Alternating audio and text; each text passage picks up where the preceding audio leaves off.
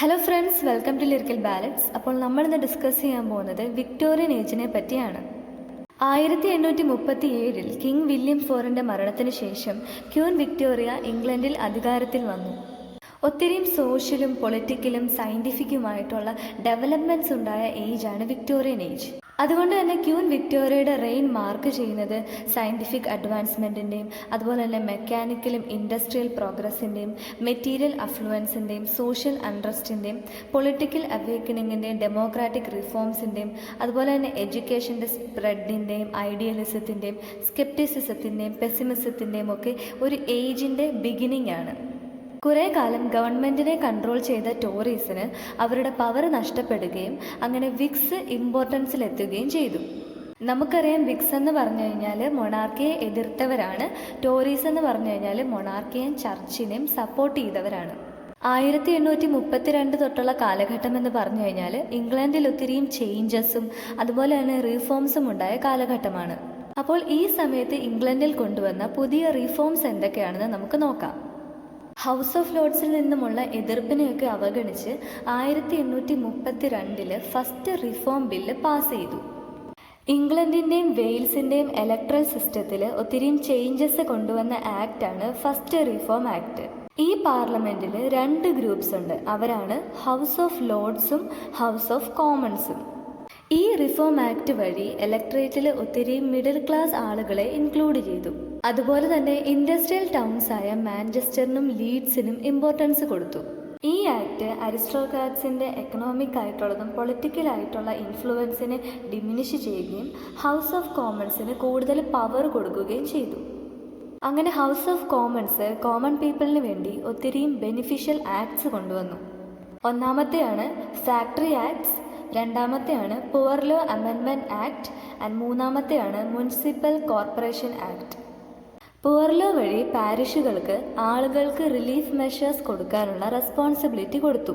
പാരിഷുകളിൽ built ചെയ്ത workhouses വഴിയാണ് ആളുകൾക്ക് റിലീഫ് മെഷേഴ്സ് കൊടുത്തിരുന്നത്.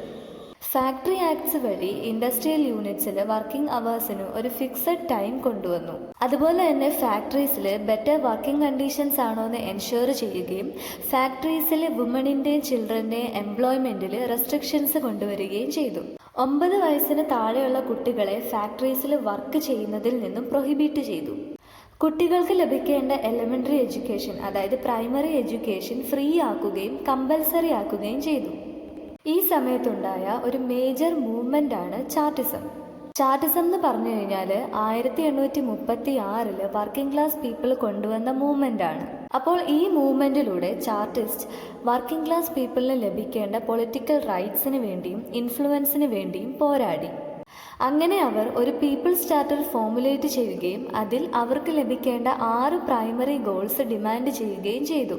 അവർ ഡിമാൻഡ് ചെയ്ത പ്രൈമറി ഗോൾസ് ആണ് universal suffrage, vote by secret ballot, annual elections, payment for members of parliament, abolition of property and qualification for members of the house of commons and equal electoral districts. അടുത്തതാണ് the second reform act of 1867. Second reform act എല്ലാ adult മെയിൽസിനും vote ചെയ്യാനുള്ള അധികാരം കൊടുത്തു.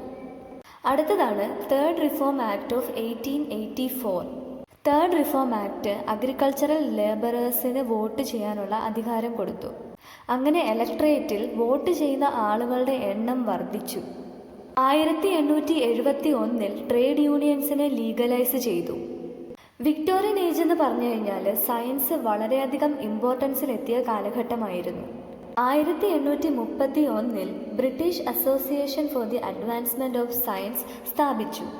Victorian തിങ്കിങ്ങിൽ തന്നെ ഒരു കോലാഹലം കൊണ്ടുവന്ന വർക്കാണ് ചാൾസ് ഡാർവിൻ്റെ on the origin of species by means of natural selection. ഒരു നാച്ചുറലിസ്റ്റായി അദ്ദേഹം HMS ബീഗിൾ എന്ന കപ്പലിൽ വോയേജ് ചെയ്യുകയും അദ്ദേഹം കണ്ട മൃഗങ്ങളെയും പക്ഷികളെയും ചെടികളെയൊക്കെ വളരെ കീനായിട്ട് ഒബ്സർവ് ചെയ്യുകയും ചെയ്തു. അങ്ങനെ ഈ ഒബ്സർവേഷൻസിൽ നിന്നും അദ്ദേഹം തിയറി ഓഫ് എവല്യൂഷൻ ഫോമുലേറ്റ് ചെയ്തു. തിയറി ഓഫ് എവല്യൂഷൻ പറയുന്നത് എല്ലാ ലൈഫ് ഫോംസും ഗ്രാജ്വലി ഡെവലപ്പ് ചെയ്തത് ഒരു കോമൺ ആൻസസ്ട്രിയിൽ നിന്നാണെന്നാണ്. അതുപോലെ തന്നെ സർവൈവലിന് വേണ്ടിയുള്ള സ്ട്രഗിളിൽ ഫിറ്റസ്റ്റ് ആണ് സർവൈവ് ചെയ്യുന്നത് എന്നും അദ്ദേഹം പറഞ്ഞു. അപ്പോൾ ചാൾസ് ഡാർവിൻ്റെ ഈ തിയറി വിക്ടോറിയൻ ഇംഗ്ലണ്ടിൽ ഒത്തിരിയും കോൺട്രവേഴ്സിയും ആർഗ്യുമെൻറ്റും കൊണ്ടുവന്നു. മനുഷ്യൻ യഥാർത്ഥത്തിൽ മനുഷ്യനാണോ, കുരങ്ങനാണോ, അതോ ഏഞ്ചലാണോ എന്ന കാര്യത്തിൽ ആളുകൾ അത്ഭുതപ്പെട്ടു. ബൈബിളിക്കൽ കോൺസെപ്റ്റായ ക്രിയേഷൻ അല്ല, യഥാർത്ഥത്തിൽ ക്രീച്ചേഴ്സിൻ്റെ നാച്ചുറൽ എൻവയോൺമെൻറ്റിലേക്കുള്ള ഗ്രാജുവൽ അഡാപ്റ്റേഷനാണ് റിയാലിറ്റി എന്ന കോൺസെപ്റ്റ് ആളുകൾക്ക് ദൈവത്തിലുള്ള വിശ്വാസത്തിൽ അപ്സെറ്റാക്കി. ആളുകൾ സയൻസിനെ വിശ്വസിക്കണോ അതോ റിലീജനെ വിശ്വസിക്കണോ എന്ന കാര്യത്തിൽ കൺഫ്യൂസ്ഡായി നിൽക്കുകയാണ്. ചാൾസ് ഡാർവിൻ വിക്ടോറിയൻ തിങ്കിങ്ങിനെ ഇൻഫ്ലുവൻസ് ചെയ്ത പോലെ പൊളിറ്റിക്കൽ എക്കണോമിസ്റ്റായ ജോൺ സ്റ്റുവാർട്ട് മില്ലും വിക്ടോറിയൻ തിങ്കിങ്ങിനെ ഇൻഫ്ലുവൻസ് ചെയ്തു. ജെറമി ബന്ധം കൊണ്ടുവന്ന തിയറി ഓഫ് യൂട്ടിലിറ്റേറിയനിസത്തിൻ്റെ പ്രൊപ്പോണൻ്റാണ് ജോൺ സ്റ്റുവാർട്ട് മിൽ. അദ്ദേഹം പറയുന്നത് എന്താണെന്ന് വെച്ച് കഴിഞ്ഞാൽ, യൂട്ടിലിറ്റേറിയനിസത്തിൻ്റെ മെയിൻ പ്രിൻസിപ്പിൾ എന്നത് എല്ലാ ഹ്യൂമൻ ആക്ടിവിറ്റിയുടെയും ബേസിസ് എന്നത് ഹാപ്പിനെസ് ആണെന്നാണ്. അതായത് happiness is the basis of all human activity. എല്ലാ ആക്ഷൻ്റെയും മോറലി കറക്റ്റ് കോഴ്സ് എന്നത് ഗ്രേറ്റസ്റ്റ് നമ്പർ ഓഫ് പീപ്പിളിന് ഗ്രേറ്റസ്റ്റ് ഹാപ്പിനെസ് അച്ചീവ് ചെയ്യുക എന്നതാണ്. മില്ല് ഹാപ്പിനെസ്സിനെ ഡിഫൈൻ ചെയ്യുന്നത് പ്ലഷർ എന്നും അതുപോലെ തന്നെ ആബ്സെൻസ് ഓഫ് പെയിൻ എന്നുമാണ്.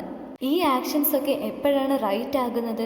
ഈ ആക്ഷൻസൊക്കെ ഹാപ്പിനെസ്സിനെ പ്രൊമോട്ട് ചെയ്യുമ്പോഴാണ് ഈ ആക്ഷൻസൊക്കെ റൈറ്റ് ആകുന്നത്.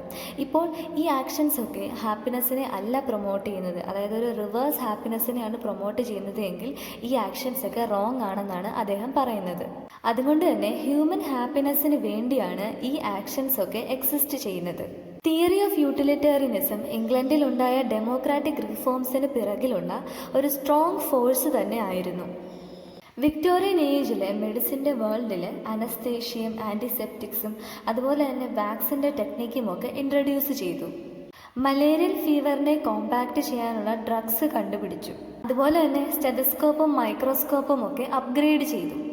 ഫ്ലോറൻസ് നൈറ്റിംഗേൽ ഇൻട്രൊഡ്യൂസ് ചെയ്ത കെയർഫുൾ നഴ്സിംഗ് ടെക്നിക്കും അതുപോലെ തന്നെ ക്ലെൻലിനെസ്സും ഇംഗ്ലണ്ടിലെ ഹെൽത്ത് കെയർ സിസ്റ്റത്തെ വളരെയധികം ഇംപ്രൂവ് ചെയ്തു.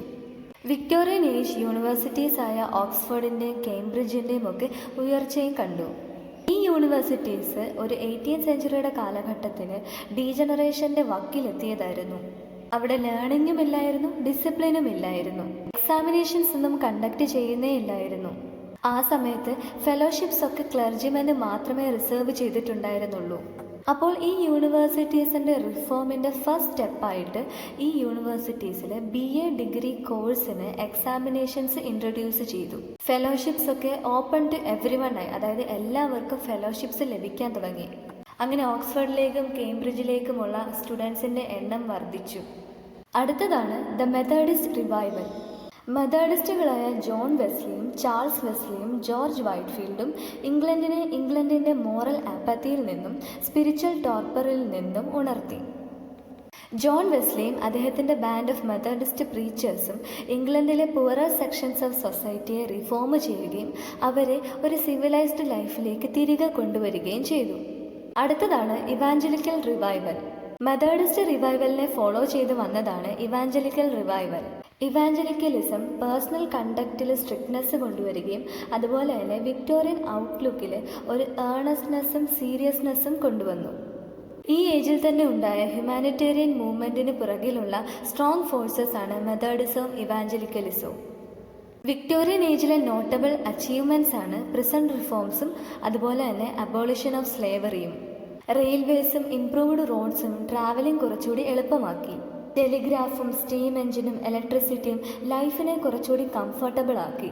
ലെറ്റേഴ്സിൻ്റെ ഫീൽഡിൽ ടെക്നോളജി ഒരു വരം തന്നെയായിരുന്നു. വിക്ടോറിയൻ ഏജിലുണ്ടായ അർബനൈസേഷനും ക്യാപിറ്റലിസവും അതുപോലെ തന്നെ ലിറ്ററസിയിലുണ്ടായ ഗ്രോത്തും ഈ പീരിയോഡിക്കൽ പ്രസ്സിനെ ലിറ്റററി മാർക്കറ്റിനെ വളരെയധികം ഹെൽപ്പ് ചെയ്തു. പബ്ലിക് ഫേംസ് ആവറേജ് റീഡറിന് അഫോർഡബിൾ പ്രൈസിൽ റീഡിംഗ് മെറ്റീരിയൽസ് കൊടുത്തു. ഫ്രീ ലൈബ്രറീസ് മിഡിൽ ക്ലാസ് പീപ്പിളിനും വർക്കിംഗ് ക്ലാസ് പീപ്പിളിനും പ്രൊവൈഡ് ചെയ്തു. അങ്ങനെ ഫ്രീ ലൈബ്രറീസും സർക്കുലേറ്റിംഗ് ലൈബ്രറീസും ഫിക്ഷനുമൊക്കെ റീഡേഴ്സിൽ തന്നെ വലിയൊരു ഇൻക്രീസ് തന്നെ കൊണ്ടുവന്നു. അടുത്തതാണ് ദ ബ്രിട്ടീഷ് എംപയർ. ഒരു 19th സെഞ്ച്വറിയുടെ അവസാനമായപ്പോഴത്തേക്കും ബ്രിട്ടീഷ് എംപയർ ലോകം മുഴുവൻ കോളനീസ് ഉള്ള ഒരു മൈറ്റി എംപയറായി മാറിയിരുന്നു. ബ്രിട്ടൻ്റെ കൊമേഴ്ഷ്യൽ എക്സ്പാൻഷനും അതുപോലെ തന്നെ ടെക്നോളജിക്കൽ അഡ്വാൻസ്മെൻറ്റും ബ്രിട്ടനെ കുറച്ചുകൂടി സ്ട്രോങ് ആക്കി. ഈസ്റ്റ് ഇന്ത്യ കമ്പനി എന്ന കൺട്രോളിംഗ് ബോഡിയിലൂടെ ബ്രിട്ടൻ്റെ പ്രസൻസ് ഇന്ത്യയിൽ സ്ട്രോങ് ആക്കി. 1857 നടന്ന first war of independence stop ചെയ്യുകയും ബ്രിട്ടീഷ് ഗവൺമെൻറ് ഇന്ത്യയെ റൂൾ ചെയ്യാനും തുടങ്ങി. അങ്ങനെ 1876 ആക്ട് ഓഫ് പാർലമെൻറ്റ് ക്വീൻ വിക്ടോറിയയ്ക്ക് എംപ്രസ് ഓഫ് ഇന്ത്യ എന്ന ടൈറ്റിൽ ഗ്രാൻഡ് ചെയ്തു. അടുത്തതാണ് വിക്ടോറിയൻ കോംപ്ലസൻസി. കോംപ്ലസൻസി എന്ന് പറഞ്ഞു കഴിഞ്ഞാൽ സെൽഫ് സാറ്റിസ്ഫാക്ഷൻ. ബ്രിട്ടൻ്റെ മെറ്റീരിയൽ പ്രോഗ്രസിനെയും ഇൻഡസ്ട്രിയൽ ഡോമിനേഷനെയും ഒക്കെ ടെസ്റ്റിഫൈ ചെയ്യുന്നത് 1851 നടന്ന ദ ഗ്രേറ്റ് എക്സിബിഷനിലാണ്. ഇവിടെ എല്ലാ നേഷൻസും ബ്രിട്ടനെയും ബ്രിട്ടൻ്റെ കോളനീസിനെയും എപ്പിറ്റമൈസ് ചെയ്യുന്ന എക്സിബിറ്റ്സ് ഡിസ്പ്ലേ ചെയ്യും. അപ്പോൾ ബ്രിട്ടൻ്റെ ഈ ജനറൽ പ്രോസ്പെറിറ്റിയിലുള്ള സാറ്റിസ്ഫാക്ഷൻ വിക്ടോറിയൻസിനെ കോംപ്ലസൻ്റ് ആക്കി, അതായത് അവരെ സെൽഫ് സാറ്റിസ്ഫൈഡ് ആക്കി. വിക്ടോറിയൻസ് ഈ കറൻറ്റ് സ്റ്റേറ്റിനെ ഐഡിയലായിട്ട് റിഗാർഡ് ചെയ്യുകയും ഈ ഐഡിയൽ സ്റ്റേറ്റിനെ ഇതുപോലെ തന്നെ മെയിൻറ്റെയിൻ ചെയ്യാനും പരിശ്രമിച്ചു. അതുകൊണ്ട് തന്നെ വിക്ടോറിയൻസിൻ്റെ ഈ ആറ്റിറ്റ്യൂഡിനെ ചെറിയൊരു പുച്ഛത്തോടെ വിളിക്കുന്ന പേരാണ് വിക്ടോറിയൻ കോംപ്ലസൻസി. അപ്പോൾ ഫ്രണ്ട്സ്, നിങ്ങൾ ഈ വിക്ടോറിയൻ ഏജിലുണ്ടായ സോഷ്യലും പൊളിറ്റിക്കലും സയൻറ്റിഫിക്കും ആയിട്ടുള്ള ചേഞ്ചസിനെ നന്നായിട്ട് പഠിക്കുക. കാരണം വിക്ടോറിയൻ ഏജിലുണ്ടായ ചേഞ്ചസിനെ പറ്റി 15 മാർക്കിന് എസ്സേ ചോദിക്കാനുള്ള ചാൻസ് ഉണ്ട്. അപ്പോൾ അതുകൊണ്ട് നിങ്ങളിത് നന്നായിട്ട് പഠിക്കുക. നമുക്ക് വിക്ടോറിയൻ ലിറ്ററേച്ചറുമായിട്ട് അടുത്ത വീഡിയോയിൽ വീണ്ടും കാണാം.